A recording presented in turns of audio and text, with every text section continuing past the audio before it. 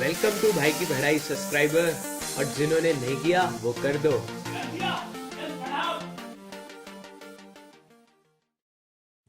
दोस्तों, आज की मूवी एक पुराने डायरेक्टर की है जिन्होंने पहले भी एक मूवी निकाली थी नए इलाके में। तो आज वाली मूवी है खुशबू रचते हाथ, और वो पुराने कवि है अरुण कमल। लग रहा है इसका कमल कुछ ज्यादा ही खिल गया है, तभी दो मूवी निकाल दी इसने। ये बात मैं तुम्हें फिर से याद दिला देता हूं, कवि और कविता के नाम जरूर याद रखो। टेस्ट में हमेशा 1 मार्क्स का क्वेश्चन जरूर आता है।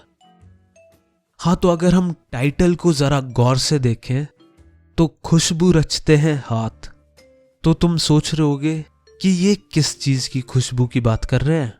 हमारे हाथों में से तो सिर्फ पसीने की बदबू आती है। रचने का मतलब होता है बनाना, तो यहां पे खुशबू बनाने की बात हो रही है। तो भाई ये किसके हाथ बनाते हैं खुशबू? तो ये बात तो पक्की है, शोले का ठाकुर तो अपने हाथों से खुशबू नहीं बनाता होगा, क्योंकि उसके हाथ ही नहीं है। वैसे ठाकुर से रिलेटेड मेरे मन में एक और सवाल उठता है, अगर उसके हाथ काट दिए गए थे तो वो बेचारा सुबह सुबह अपनी धोता कैसे होगा? हाँ, तो भाई यहां पर अगरबत्तियों की खुशबू की बात हो रही है, जिन्हें फैक्ट्री वर्कर्स यानी मजदूर गरीब लोग बनाते हैं। मतलब अगरबत्ती की खुशबू गरीबों के हाथों बनती है। वैसे ये लोग दूसरों के लिए सुगंधित अगरबत्तियां बनाते हैं, पर खुद बदबूदार बस्तियों में रहते हैं। ये लोग बहुत ही गंदे वातावरण में रहते हैं। इनके घर के आसपास गंदगी का ढेर पड़ा रहता है, जो इतनी बदबू फैलाता है कि नाक के बाल जल जाएं।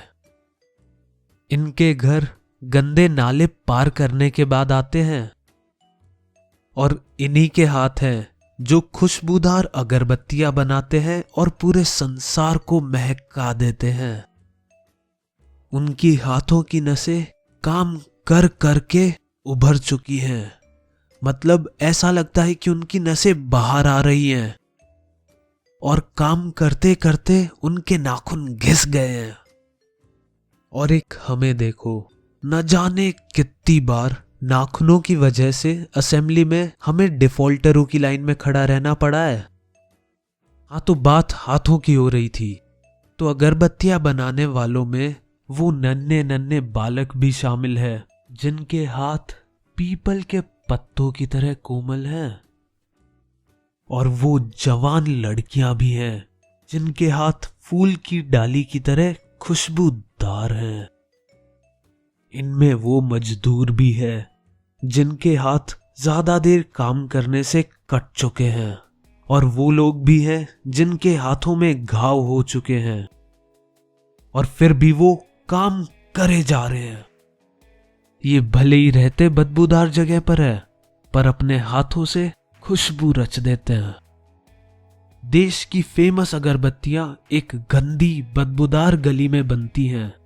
इन्हीं गंदे मोहल्लों में रहने वाले गंदे लोग डिफरेंट फ्लेवर्स, केवड़ा, गुलाब, रात रानी और न जाने कितनी ही तरह की सुगंध वाली महकती अगरबत्तियां बनाते हैं। और हाँ, केवड़ा, गुलाब, पोस्ता और रात रानी खुशबूदार फूल हैं। गंदगी के बीचों बीच रहकर ये दुनिया को महकाने वाली खुशबू अपने हाथों से बनाते हैं। तो ये यही बताना चाह रहे हैं, हमारे देश में मजदूरों की, कारीगरों की हालत बहुत ही ज्यादा खराब है, और देश में बहुत ही ज्यादा गंदगी भी है।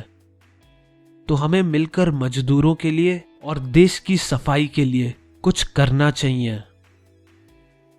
और अब बात करें मेरे मॉरल की, तो वो तो यही है कि कूड़ा हमेशा कूड़ेदान में डालो।